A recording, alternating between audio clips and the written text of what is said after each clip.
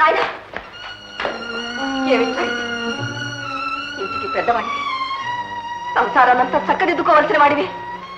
నువ్వే ఇలా చేస్తే ఎలా చెప్పు? నా మాట రా, ఇంటికి రా. అర్థం లేని అనుమానాలతో అనవసరంగా నువ్వు బాధపడుతున్నావు, అందరినీ బాధ పెడుతున్నావు. అంతేకాని వాళ్ళిద్దరిలో ఏ దోషం లేదురా. నా మాట నమ్ము. కన్న తల్లిని నీ చెడు కొడతానా నేను? నీ క్షేమం కంటే నాకు కావాల్సిందేముంది? రా నాయనా, రా, ఇంటికి పోతాందా. అమ్మా, నీ మాట కాదంటున్నాను అనుకోకు. నేనా ఇంటికి రాలేనమ్మా. రాలేవా? రాలేవా? ఇద్దరి బిడ్డల్ని కన్నాను, ఇద్దరిని పోగొట్టుకుని నేను మాత్రం ఆ ఇంట్లో ఎలా ఉంటాను? ఆ ఇంట్లోనే కాదు, ప్రపంచంలో ఏమని బ్రతుకుతాను? వద్దు నాయనా, వద్దు. నా మాట విను, నా తండ్రి గారు. నా ఇంటికి పోదాన్నా.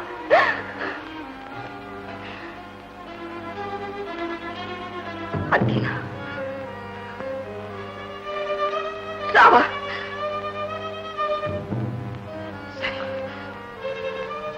పోతాను, నేనే పోతాను. ఆ తర్వాత నా శవాన్ని చూడడానికైనా రండి. అమ్మా, అమ్మా, అమ్మా, అంత మాటలకమ్మా.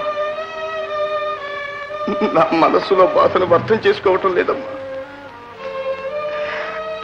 అదుండగా నేను ఆ ఇంటిలోకి రాలేనమ్మా. అంతేనమ్మా, అది వెళ్ళాలి. నేను ఆ ఇంటికి రావాలి. చివరికి చెప్పే మాట అంత పాపం ఏం చేసిందిరా? అది నువ్వు కాదన్నా కాల తన్నినా నిన్నే దైవంగా భావించి పడుంది. ఏనాటికైనా నీ మనసు మారి ఏలుకుంటావన్న ఆశతో బ్రతుకుతూ ఉంది. అలాంటి దాన్ని ఇప్పుడు ఇంట్లో నుంచి వెళ్ళగొడతానంటావా? తల్లి లేని బిడ్డే దాని బ్రతుకే ఏం కావాలి? భర్త కాకుండా పోయి పుట్టినింట్లో ఉండడం కన్నా ఆడదానికి ఇంకా అవమానం ఏం కావాలి? వద్దు నాయనా, వద్దు. నీకు తెలీదు, నా మాట విను. సుగుణ నిజంగా సుగుణ. అమ్మా, నాయనా, నీకు ఆఖరి మాట చెప్తున్నాను. కొడుకు కావాలో కొడుకు కావాలో తెలుసుకో.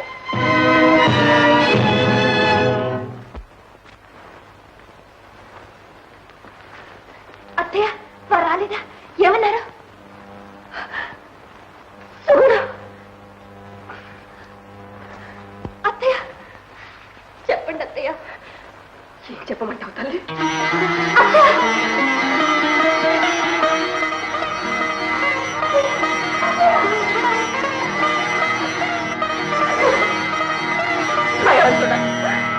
ఏమిటి నాకు అగ్ని పరీక్ష? ఈ కాపురాన్ని ఎలాగైనా కాపాడుతండి, కాపాడు. ఏం జరిగింది? వారు ఏమన్నారు? ఎలా చెప్పండి తల్లి? అంత ఘోరమైన మాట నేను ఎలా చెప్పను? చెప్పండి అత్తయ్య. వారేమన్నా పర్వాలేదు, వారి సంతోషమే మనకు కావాల్సింది. సుగుణ, నువ్వు ఏంటత్తయ్య? నువ్వు ఈ ఇంట్లో ఉంటే వాడు ఇంట్లో అడుగు పెట్టాను.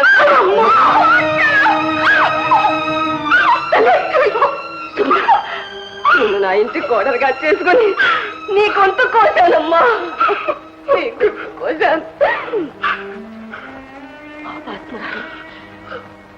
అలాంటి కొడుకును కన్నానమ్మా. వాడికి నేను ఎంతగానో చెప్పాను, ప్రాధేయపడ్డాను. నా మాట వినలేదు. నన్నేం చేయమంటావు తల్లి? నాకు సావైనా రాలేదు. ఈ పాపాన్నంతా మూట కట్టుకోవడానికే భగవంతుడు నాకు ఈ ఆయుర్దాయం ఇచ్చాడు తల్లి. మీరెందుకు బాధపడతారు? నేను నోచుకున్న నోమే అంత, దానికి ఎవరేం చేస్తారు? వారిని ఏ విధంగానూ సుఖపెట్టలేకపోయాను. కనీసం వారి మనసు బాధ పెట్టకుండా ఉంటే చాలు. వారికి ఇష్టం లేని నేను వారికి ఇష్టమైన ఈ ఒక్క పని అయినా చేస్తాను.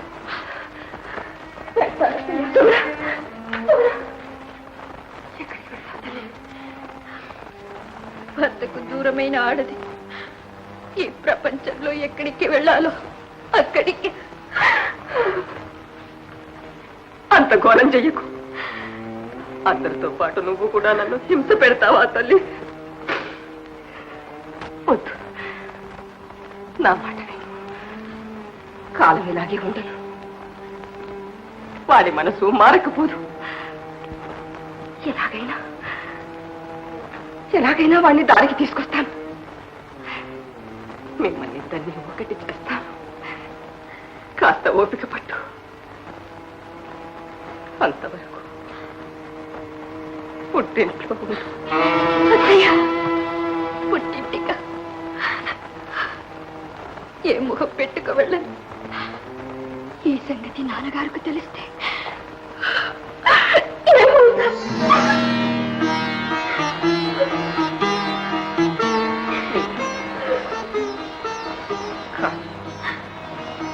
మన ఆడవాళ్ళు ఎన్ని కష్టాలు వచ్చినా కడుపులో దాచుకోవలసిన వాళ్ళు. కన్న తల్లి లాంటిదా? నా మాట మీద నీకు నమ్మకం లేదా అమ్మా? నమ్మకం ఒక్కటే నాకు మిగిలింది. మీ ఇష్టం.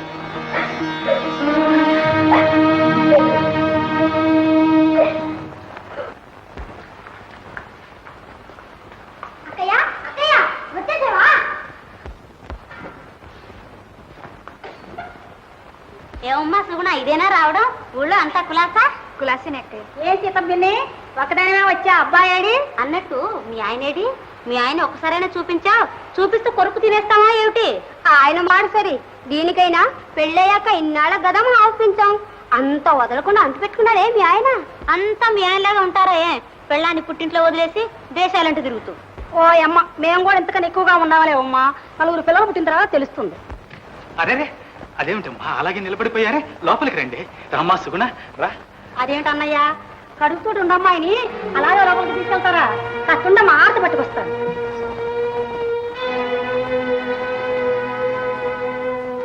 ఏం చేయను? ఆడదిక్కులేని సంసారం. ఇవన్నీ నాకెలా తెలుస్తాయి? ఏం చెల్లమ్మా, ఉన్నట్టుండి ఇలా వచ్చేసారే. ఒక కార్డు ముక్కైనా రాయలేకపోయారా? నేను స్టేషన్కి వచ్చేవాడిని. ఏమిటో అన్నయ్య, అలా వచ్చేసాను.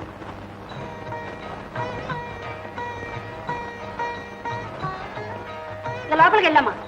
మామయ్య, పెళ్లి ఎక్కడో చేసి పక్కన పెట్టకుండా తప్పించుకున్నావు. శ్రీమంతం అలా జరగటానికి వీల్లేదు. చాలా గొప్పగా చేయాలి. దానికేమిటమ్మా, భగవంతుడు ఇంతటి చల్లని చూపు చూస్తుంటే పప్పన్నానికి తక్కువ. రామ్మా సుగుణ రా. చెల్లమ్మా,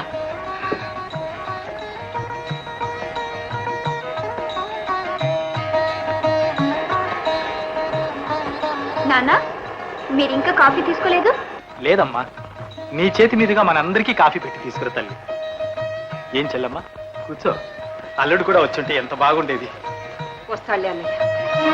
అమ్మాయిని తీసుకువెళ్ళడానికి ఎలాగో వస్తాడుగా. బండి సిద్ధంగా ఉంది రామ్మా. వస్తున్నా అన్నయ్య. సుగుణ, వెళ్ళొస్తామ్మా. అత్తయ్య, నా పరిస్థితి అంతా మీకు బాగా తెలుసు. తెలుసమ్మా, నాకంతా తెలుసు. అన్నీ నేను చూస్తాగా. నువ్వు ధైర్యంగా ఉండు. అది కాదత్తయ్య, ఆయనకి ఇష్టం లేకపోయింది. ఇన్నాళ్ళు ఆయన చూస్తూ ఎలాగో బ్రతకదాన్ని. ఇప్పుడు అది లేకపోయింది. చావలేక బ్రతకలేక ఉన్నాను. ఇలా ఎంతో కాలం ఉండలేను. ఎలాగైనా ఆ మాట నాకు చెప్పాలమ్మా. ఆ మాత్రం నాకు తెలియదు. ఇంటికి దీపం ఇల్లాలి. ఆ దీపాన్ని దూరం చేసుకుని మేం మాత్రం చీకటింట్లో కాపురం ఉంటామా? త్వరగానే నిన్ను తీసుకెళ్తా తల్లి. విచారించు. వెళ్ళు.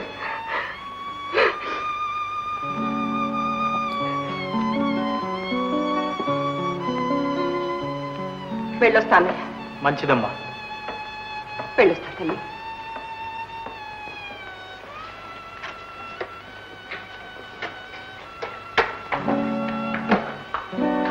ఉండమ్మా.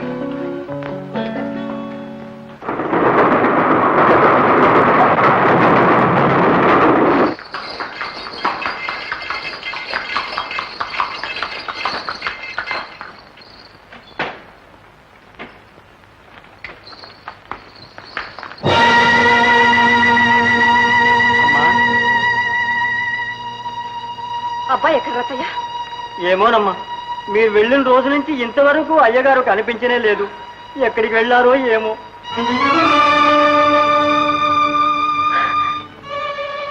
ఎలాగైనా వాడిని దారికి తీసుకొస్తాను. మిమ్మల్ని ఇద్దరిని ఒకటి చేస్తాను. వస్తాడులే అన్నయ్య. అమ్మాయిని తీసుకువెళ్ళడానికి ఎలాగో వస్తాడుగా. ఇంటికి దీపం ఇల్లాలి. ఆ దీపాన్ని దూరం చేసుకుని మేం మాత్రం చీకటింట్లో కాపురం ఉంటాం. త్వరగానే నిన్ను తీసుకెళ్తా తల్లి. ఆలోచించు. కొడుకుల దగ్గర లేనప్పుడు మోసం చేసి ఆస్తినంతా రాయించుకున్నారని లోకం ఆడిపోసుకుంటుంది. ఈ అప్రతిష్ఠ కూడా ఎందుకమ్మా? అన్నయ్య, నా ఆస్తి నేను మనస్ఫూర్తిగా రాసిస్తున్నా. ఇక నాకు కొడుకైనా కూతురైనా నా తల్లి సుగుడే. అది కదత్తయ్య, అసలే వారి మనసు పాడైంది. ఇది కూడా జరిగితే నా బ్రతుకు ఇంతకన్నా అధ్వానమైపోతుంది. వద్దత్తయ్య, వద్దు. నీ బ్రతుకు ఇంతకన్నా ద్రోహం నీకేం చేయగలడమ్మా వాడు?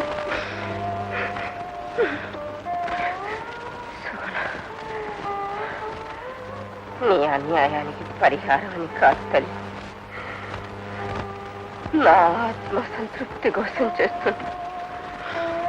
ఈ ఆఖరి క్షణంలోనైనా నేను ప్రశాంతంగా కన్ను మూసేది. ఊరుకోండి అత్తయ్య, ఊరుకోండి. అట్టు చెప్పు. ప్లీజ్ రండి బాబు.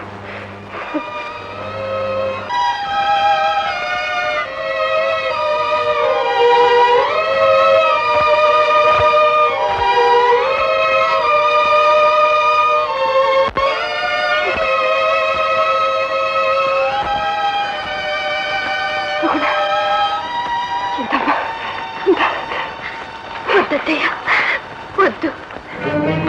అమ్మా అమ్మా అమ్మా చెల్లెమ్మ, అబ్బాయి గారు వచ్చారు. విల్లు మళ్ళీ రాయించమ్మా. నాకు న్యాయం అని తోచింది. శుభ్ర పేరు రాశాను. అంతకంటే న్యాయమే ఉందమ్మా.